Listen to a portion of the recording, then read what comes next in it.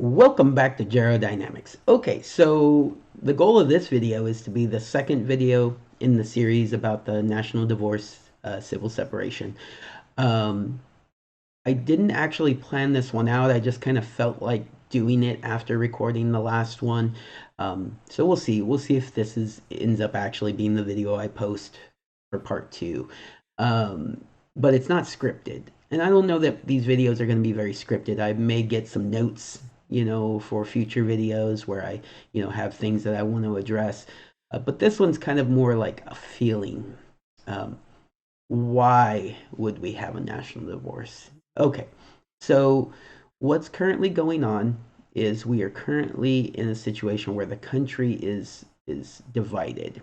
And some people say it's currently in a cold civil war as it is. Um, they often describe this as red versus blue, Republican versus Democrat. I'm neither, and I feel it, so I get that. And so more right leaning states versus more left leaning states, conservative versus liberal, um, traditional versus progressive, whatever you want to say, right? So we have this divide, and it's becoming more aggressive. It's becoming more violent in some situations. It's becoming more vile in a lot of ways. Um, and so when people say that, if you talk about a national divorce, that, that's treason or you're looking to break up the country, um, I don't think so. I think that talking about this as a solution is preventing us from going into full blown civil war. It's preventing us from having the all out conflict. If we could just figure out a way to move on from our current situation, um, this is a part of that discussion. So I think the main reason for me to say that this is something that we should be talking about is to prevent it from getting worse, not to make it worse. Um, and so while I said in the last video it would be very difficult to do this, almost impossible. Um, it would be worse and it would be more difficult if we did actually go to war, civil war. And so this is my thoughts on how to prevent that. Currently um, we have a lot of groups, and so it's not just two, but we have multiple groups, and the general idea is some of those groups want to go back towards the Constitution, and some of them want to move away from the Constitution. And so you have a situation where, people want to ban guns, where people want to ban freedom of speech. They don't want you to be able to say, things that they disagree with. They want to label it misinformation or hate speech, those sorts of things. And so you have these two groups that just want two different things for the country, right? Or more than two things, but you know what I'm saying. And so you move forward from there.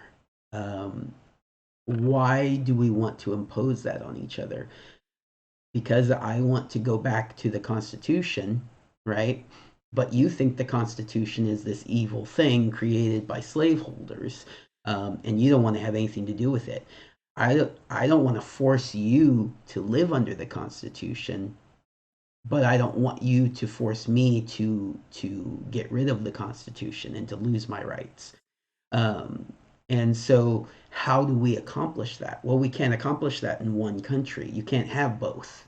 Um, you know, the closest you could get to having both is what, Marjorie Taylor Greene was saying, which is this state does it this way, this state does it that way. They're all part of one country, but each state can do it their own way.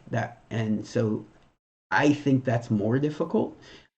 Is preferable because then you don't lose that power of the one United States, but it would be very difficult. It's hard to get back there.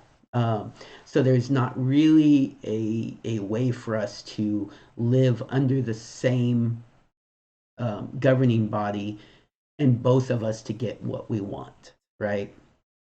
And, the other option is for you to move, right? But you're not going to move. You're going to say that I should move. I don't have anywhere to go. You keep saying that you want this country to be more like Europe. You want it to be more like Scandinavia. So it sounds like you have a lot of places to move to. So you could move, but that's not going to happen either. You're not going to move. You're not going to move out of the country. We'll talk about moving more as we progress through this series.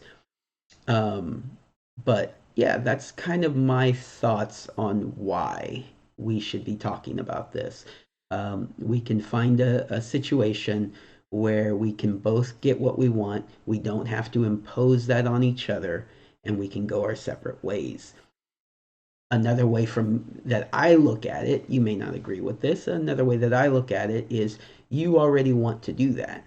You want to leave the Constitution behind and move forward and create a new system of government.